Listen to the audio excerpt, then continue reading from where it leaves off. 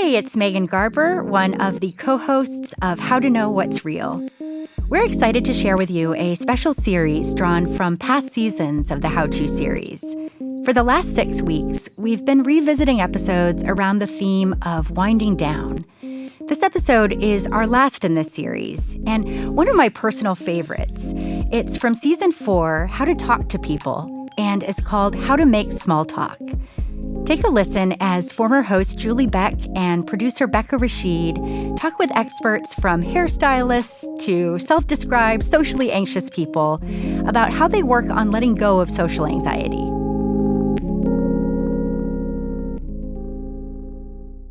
Okay, so we'll sit here. Okay. We'll sit here. We'll start like usual and talk about what you want to do with your hair. Right, yeah, like I do need to. Because you need a haircut. Yeah, it's good. Does this moment feel awkward to you? It doesn't, so I don't know if it should. Great news, great news. Yeah. If I'm in a 5-minute conversation, I am like, what am I going to say next? What's the next thing that I should? Did I already talk about the weather? And then I get real panicked. No, I feel like I can chat with anybody for like 5 minutes, right? And then if I run out of things to say in the middle, that's my fear. Because we are trapped here for the duration of this haircut. I can't just do it like, well, it was so great to see you, gotta run while you're holding my hair. Yeah. We could stop talking and I will try to put out like a comfortable, chill vibe. It's, pretty common. Someone might say something like, oh, there's a really good vibe here. And to me, that is totally bewildering how they discern that vibe within a few seconds.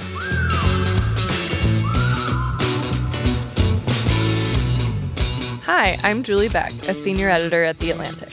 And I'm Rebecca Rashid, producer of the How To series. This is How to Talk to People.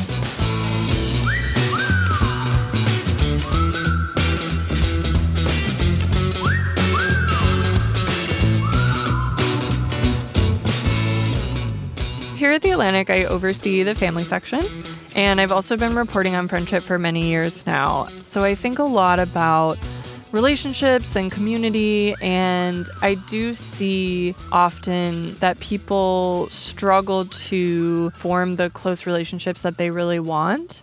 And I think one of the barriers to that is the dreaded small talk. So I think in this first episode, we have to figure out, how does one even make small talk? How indeed. And what holds us back from the chitchat, from the conversations that help us build relationships? And what explains that tendency so many of us have to look down at our phones and avoid conversation or hide in the corner at a party and only talk to the people we know? So where better to do some research on this than to talk to the ultimate small talk experts at the hair salon.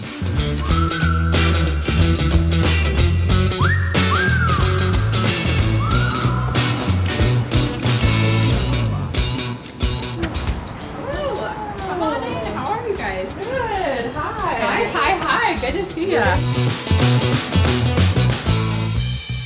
I feel like, the main thing that I need to ask you is when I'm sitting in this chair, do you even want to talk to me? Oh, yeah. You can be honest. It wouldn't hurt my feelings. I want to talk to. I have to be here all day. Right. So I do need some entertainment. Okay. I can't, so I like talking to people. I like getting the hot goss. Okay. Yeah, classic hairdresser situation. I mean, it feels rude, but in my mind, I've also wondered, would you actually be relieved if I was just on my phone the whole time and then you could have a break from, being on all the time, That is totally fine with me. If you want to be on your phone, I do think of it that way. Okay, great. I'll have a break. I'll just, think about my own things that are going on, organize my brain. Mm-hmm. I'm just glad that you're here. Most hairdressers are very much prepared to talk all day. I think. I don't know. No? Julie, I can't stop thinking about how much fun we had with Erin DeRosa and Mimi Kraft at Sense Salon in Washington, D.C. Yeah, I mean, they are the women who actually do my hair, and it was very fun to get a peek behind the scenes of what they're thinking the whole time.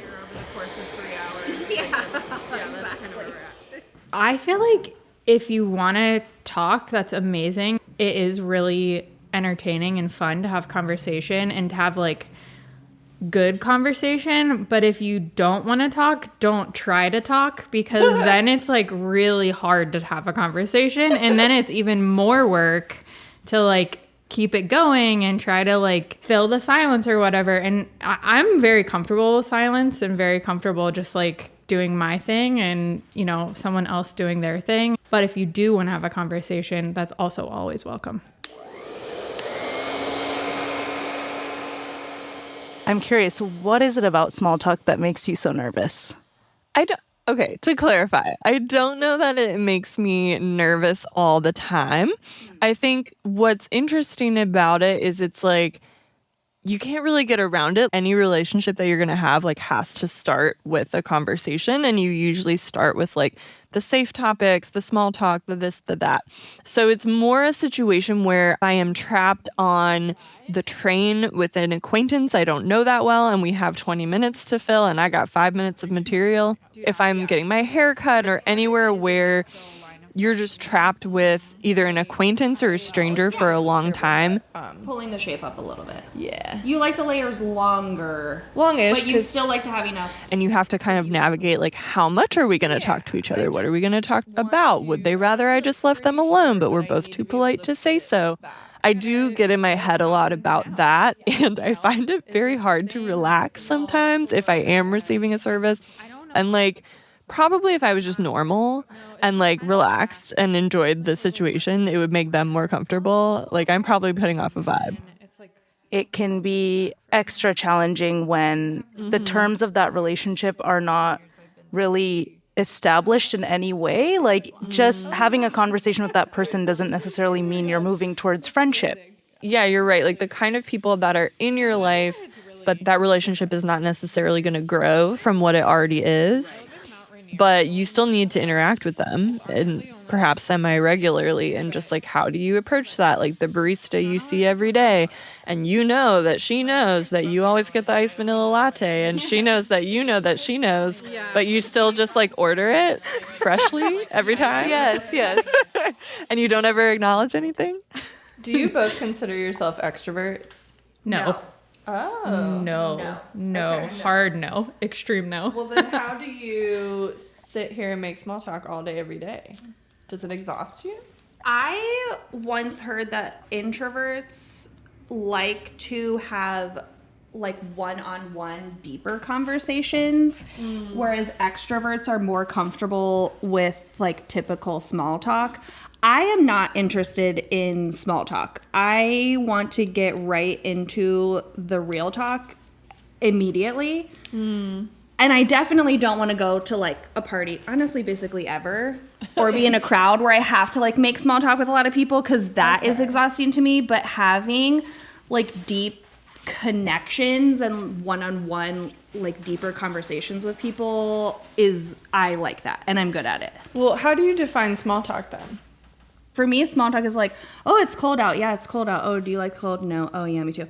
And that's like really boring. Oh, how was your weekend? Good. Oh, cool. I want to know what happened.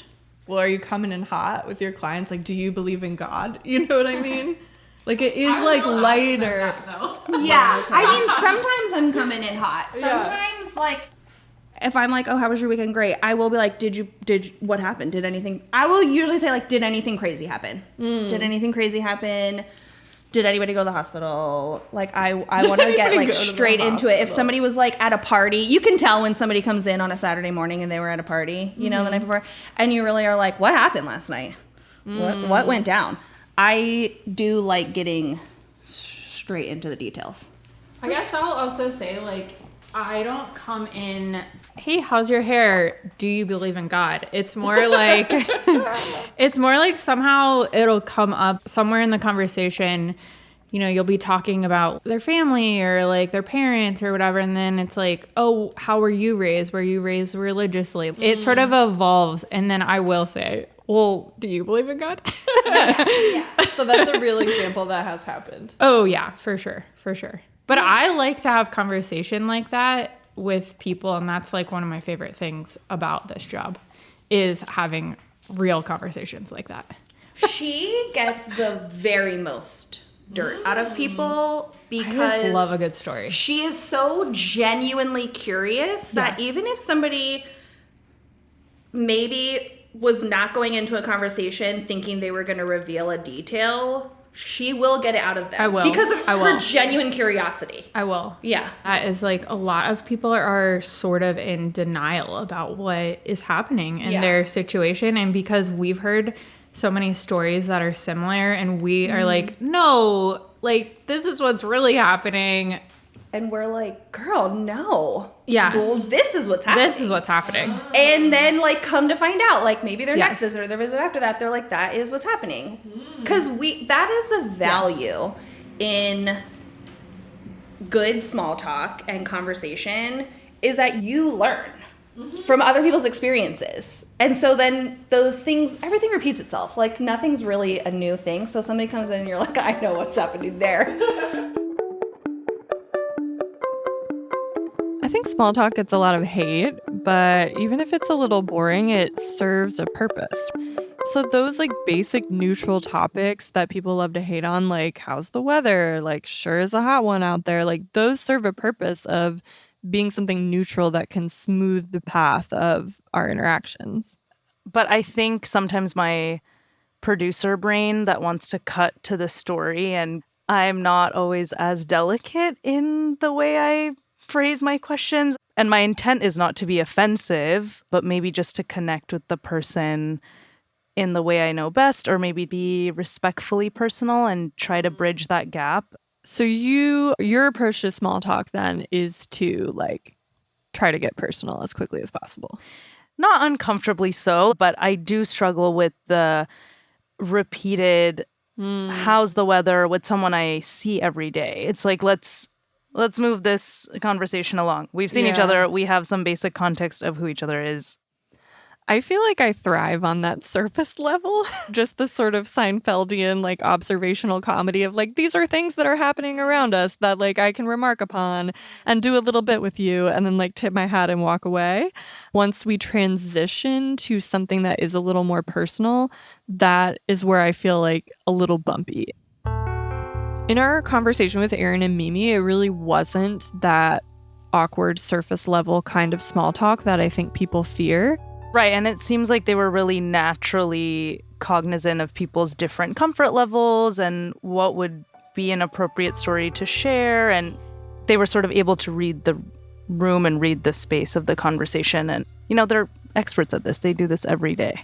Yeah, reading the room is a skill for sure. And I think for those of us who aren't quite so practiced as they are, I wanted to understand more so what can cause a seemingly innocuous conversation to take a turn for the awkward and how we navigate it when that happens and what just the barriers are to getting out of our own heads and just chatting. Tai Toshiro is a social scientist who writes about awkwardness, and his book called Awkward, The Science of Why We're Socially Awkward and Why That's Awesome, explores a lot of these social and behavioral trends specific to adults in the United States. And he helps people think through how to be in social spaces and feel just a bit more confident. He could also probably help me share this intro in a slightly less awkward way. One of the great things about studying awkwardness is that everybody has had an awkward moment. Let's say, for example, you're giving a presentation and you have an undone zipper. That's super awkward, super embarrassing, but it's actually not that big of a deal. It's just an uncomfortable deviation from actually a small social expectation.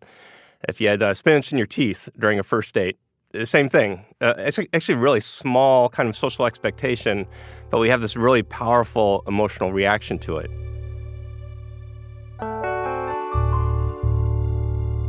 Some of my close friends had moved to new cities, and I would go visit them, and we'd go out to parties or might go to a bar or something, and some of these friends were awkward. And, I'd watch them in these social interactions, meeting new people, And it was just heartbreaking because they would be their regular awkward self, and you could see the other folks losing interest and saying, I got to go get another drink or something. No. And just that sad sort of excusing themselves for no good reason. And I thought to myself, like, well, this is heartbreaking for my friend who's trying to make new acquaintances or new friends in the city. But I thought it's also too bad for the other person, because here's this awkward person who has tremendous moral character, who's super interesting, who's been an amazing friend to me, but they ruled out any chance of future social interaction based on, 3 or 4 minutes of kind of chit-chat. And so I had this thought, like, if the awkward person could skip the first 5 minutes of a social interaction, I actually think they'd be all right. What exactly was it that your friend was doing that made people want to leave and go get another drink? What was so awkward about it?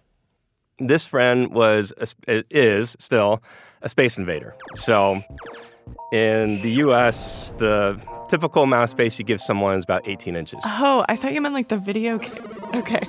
Oh, no. No, not that old school, but he's a space invader. So he's probably about 10 inches, which is way too close, and that makes people feel uncomfortable. He also has trouble with voice modulation, which can certainly happen with awkward people. Speaks a little bit too loud, probably for other people's comfort. But, I guess when you take a step back from it, my thought is, who cares? Like, if you can get past those little clumsy moments at the start, you find this, really wonderful person. So, I just wanted to see, like, are there ways that the awkward person can navigate those awkward moments a little bit more smoothly? But on the other hand, for people who aren't awkward, can they have a little more empathy for the awkward person's situation? So in your book, you write that some people are more prone to awkwardness than others. Where do you think you fall? Oh, boy.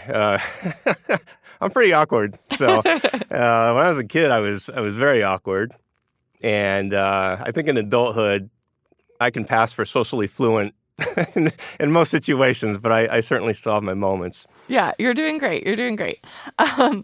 So with that in mind, I'm curious, can you just walk me through what goes through your mind when you say enter a party where you only know 1 or 2 people? Like, what is the strategy that runs through your mind at that time? So, before the social event occurs, I do get some social anxiety.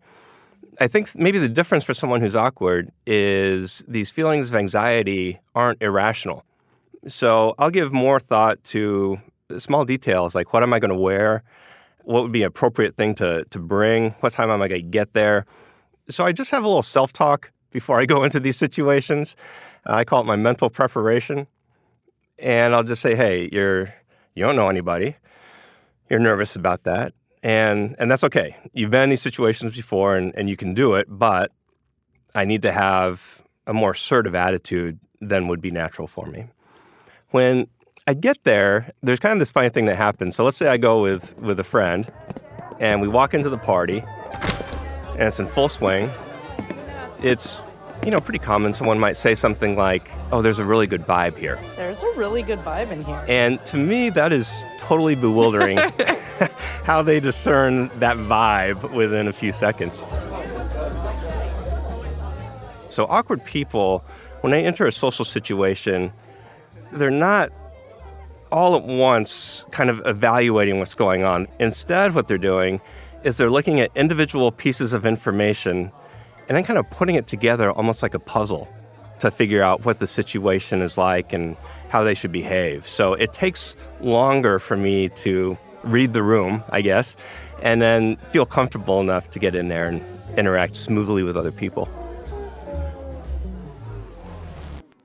And then when I get into it, I just try to be honest, actually. And so I would approach people, if you have the uncomfortable situation where you've talked to somebody and they've moved on to something else and you're standing there by yourself, I'll just approach a group and I'll say, hey, I'm Ty, I'm new here. Do you mind if I join you? And that might sound a little daunting to some folks, but I always find that people are really receptive to that. It took a little bit of boldness, maybe, to say something like that, and I think people appreciate that. So why do people feel awkward in that awkward moment where they've broken one minor expectation? Is it the same thing as social anxiety, or is it a unique feeling? Yeah, so social anxiety is more of a forward-looking kind of emotion. So when we feel social anxiety, the core of that is we have some irrational fear that we're going to mess up or we're going to make a fool of ourselves in a social situation. With awkwardness, it's more of this just in the moment, very present kind of feeling. And it even comes along with things like a racing heart or your muscles might tense.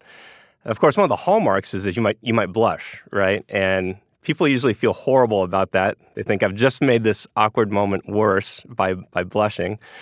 So blushing actually sends a signal, hey, I just did something awkward. I feel bad about that. And I'm blushing. I'm sending you this social signal. And people actually really appreciate that. So awkward moments aren't the worst thing in the world, but they can be recovered from almost all the time. And actually just being honest about the awkward moment that just took place can actually be beneficial for building some trust with another person.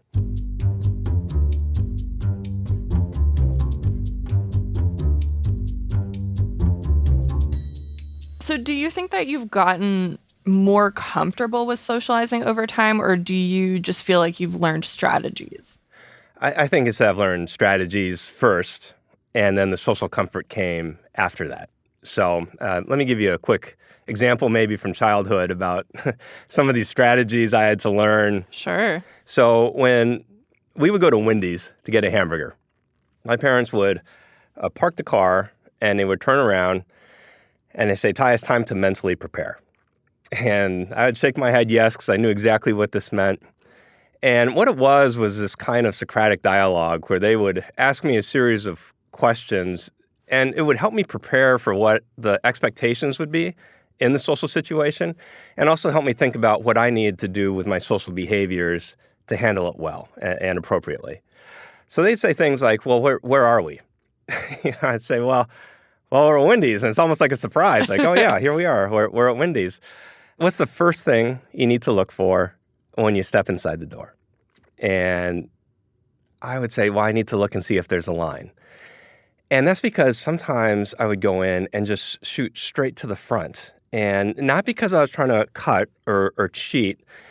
And this is hard for some non-awkward people to believe, but because I didn't see the line or didn't register with me, I was so narrowly focused on the hamburger and the fries that I would just not see all of this social information off to the side. So once I was in line, I need to figure out what to order. I need to look the cashier in the eye, say please, say thank you, not whip around with my tray and spill my drink all over the people behind me, like I had done a couple times previously. So this would happen not just once. This happened dozens of times for various kinds of social situations. And my folks would need me to get into the habit of thinking about, hey, what's the goal in this situation?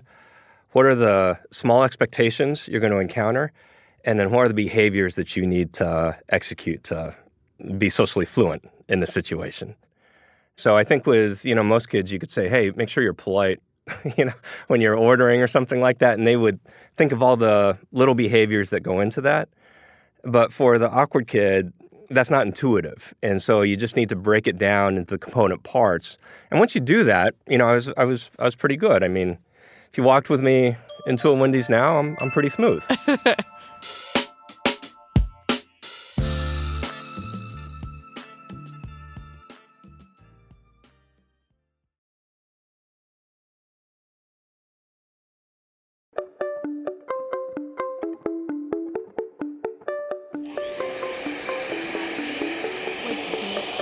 Connections and one-on-one, deeper conversations with people. I didn't always know how to get into a conversation and connect with somebody. I just learned it when I started doing hair. Mm-hmm. And for people who don't really know how to do it, I kind of was thinking, is there a go-to question or something? But it really depends on the setting. Yeah. So do you actually want to or feel comfortable talking about yourself with clients, or do you actively keep the focus on them and their stories because you maybe don't want to share? I feel comfortable. I will share anything. Sometimes I feel like I don't have anything that interesting to share. Sure. And so then I don't want to talk about myself because like, oh, are you taking vacations? No. Okay, cool. That's a lot of people really are. That is their number one personal question. Do you have any trips planned? Yeah. That is I'm lot of very people's guilty go-to. of that. I'm so guilty of that because it's like, it's not too personal. Right. But maybe it gives us something to talk about. Yeah. It's my conversation filler when I have like pretty much nothing left. I say, "Do you have any trips planned?" Because I am like, we gotta drum something up here. Just like it could really go somewhere where you're talking about a trip and like fun things, but the potential for a dead end is it's high. That's how you know you're scraping the bottom of the barrel, I guess. Yeah. Sort of like talking about the weather, you know. Yeah. Okay. That's how I feel. I'm gonna be self-conscious about that question from now on. Sorry, I don't mean to make you feel like, that way. Well, also though, yeah. But that does remind me of something I wanted to ask too, because I feel like a lot of what we've been talking about is like ways that the small talk manifests like very uniquely to your job. And so how much do you feel like the skills that y'all have here translate into the real world versus what is pretty specific to like this interaction in this relationship? I feel like it translates exactly the same, like immediately. I think you're really good at that. I struggle with that because sometimes being in the hair salon, I'm really in my comfort zone in this weird way. And I'll see the same person at like the coffee shop or something, and I sort of stumble on my words, and I sort of I get like a little awkward, and I think that's more I get some social anxiety going on. If it's people I don't know, and this goes back to your introvert versus extrovert question, if it's people I don't know, I can do that like small talk thing to an extent, but then I can't I can't get all the way because it's a bigger setting. There's more people. I'm really good in that like sort of one-on-one moment. Yeah. Like even the hair salon, it really is, I think, like a safe space in the community because who am I going to tell? You don't know. I'm not so invested that telling me is going to have like any major impact in their personal life. Right. So they can get things off their chest and feel safe that it's not like a risk. Right. And I do agree, if you're not having those relationships in your community, you are missing out on just sort of like it's personal, but it's casual, and there's I don't know how we get to a place where we just accept that feeling awkward won't kill us. Yeah. But I'm not there yet. I'm curious if part of the stress, too, is that once you start a conversation with someone, and if you do start to feel awkward and maybe you're not comfortable being honest right away about the fact that you're feeling awkward and you want to dip out of the conversation, it can be hard to do that. For me, a situation that can cause some anxiety is if I am trapped with, say, like an acquaintance on a train, and maybe that train ride is half an hour long. And what are we going to do? And I would love to tell you about a man that I once knew, an acquaintance of mine from college, who I truly would not remember at all were it not for this moment. He was a friend of a friend. And one day we were both on the same train going down to Chicago together. I went to school outside of Chicago. And so this was like a good 45 minute train ride. And he pulled the most like amazing Uno reverse ninja trick I've ever seen in conversation to this day, which is, we got on the train and I'm like, oh God, okay, I have to talk to him because we know each other. Oh. And so we did the very classic, like, hey, how's it going? How's the one thing that I know about you? It's still good. How's the one thing that I know about you? It's fine. And then we ran out of material. Uh-oh. And he just said, it's been so great talking to you. I'm going to go read my book now. And then we both sat down on opposite sides of the train, and we read our books, and we took that half-hour train ride down to Chicago. And when I got off the train, we did like a friendly wave. And I actually don't think we ever saw each other again. But I've thought about this man so regularly for the past like 10 years because he just handled that interaction in such a smooth way that you almost never see. I think we feel kind of more awkward than ever about these kinds of things, meeting new people or the conversation in the elevator. And it seems to stop people.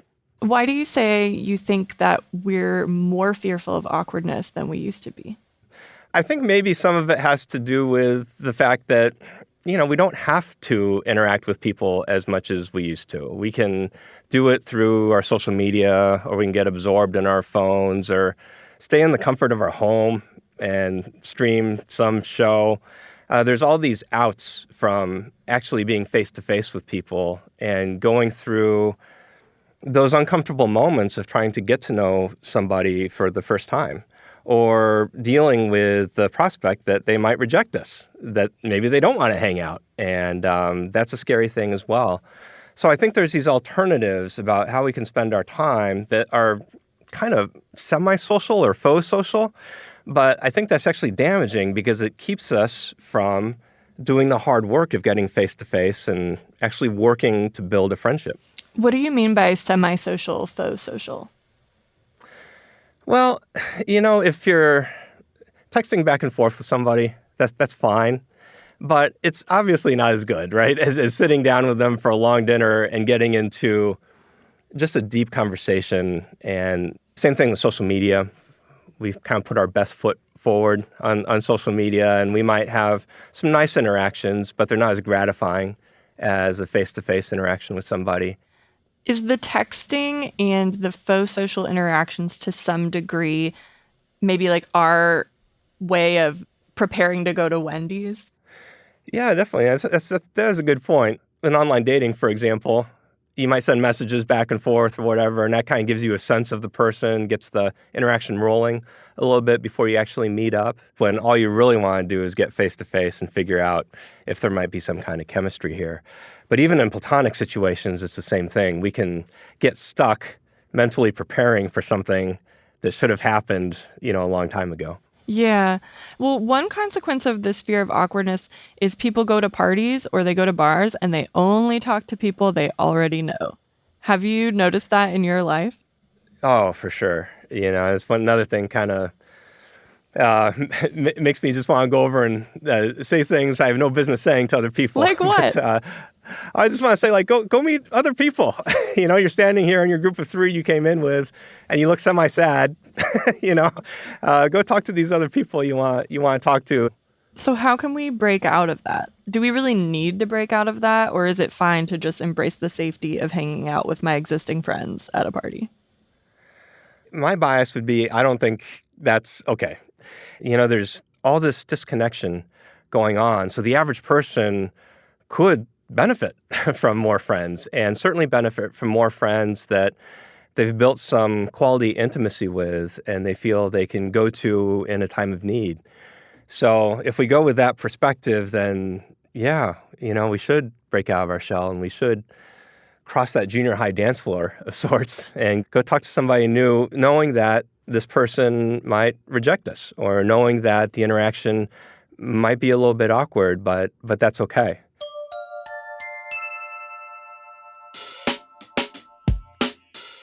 I mean, to some degree, it's a justified fear. You probably will feel awkward. Like, you actually aren't going to make it through this life, without being awkward in social situations. But I think, Ty made me realize that part of what makes things so awkward sometimes is trying to pretend that they're not.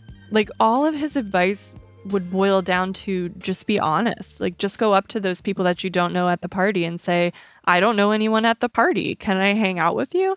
And I would never in a million years have thought to say that to somebody. I would probably try to be nonchalant by the punch bowl and sidle my way into a conversation and hope it was just cool and nobody noticed that I didn't really belong there. Some of what is really challenging about small talk is it's so situational. Mm-hmm. Small talk with someone you admire on a train is different than small talk on a first date. And then there's also each individual person's reactions and whether they want to be left alone and how open they are to conversation and how awkward you feel and how awkward they feel. But I think there can be a middle path where you read the room a bit. Maybe you have some questions in your back pocket. And, there's certainly times where I leave my headphones in and I'm looking at my phone and I don't really want to be spoken to either. But I think we have to bear in mind what we miss out on if we do that all the time. Yes, and I think that's exactly what I wonder is if what gets lost is all of us getting used to not trying to start up a conversation with anyone. Yeah. Out of fear, or out of fear that it won't lead anywhere, it doesn't mean anything. Yeah, I remember Mimi and Aaron talking a lot about how fueled they actually are by all the conversations that they have at work. And like not just purely for entertainment value, but also like feeling like these conversations are meaningful and they are bringing something unique and special into their lives. Although it was reassuring for me to hear that they struggle with it sometimes too. I was surprised by that. Yeah. I know. It's just that they were interested in people and just like having a genuine curiosity for the person that's in front of you fuels conversation. As meta as that is, we gotta talk about it. We gotta talk. On that note, Becca, it's been so great making a podcast with you, and I'm gonna go read my book now.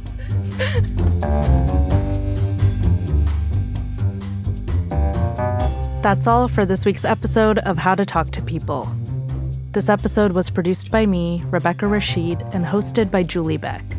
Editing by Jocelyn Frank and Claudine Abade. Fact-checked by Anna Alvarado. Our engineer is Rob Smerciak.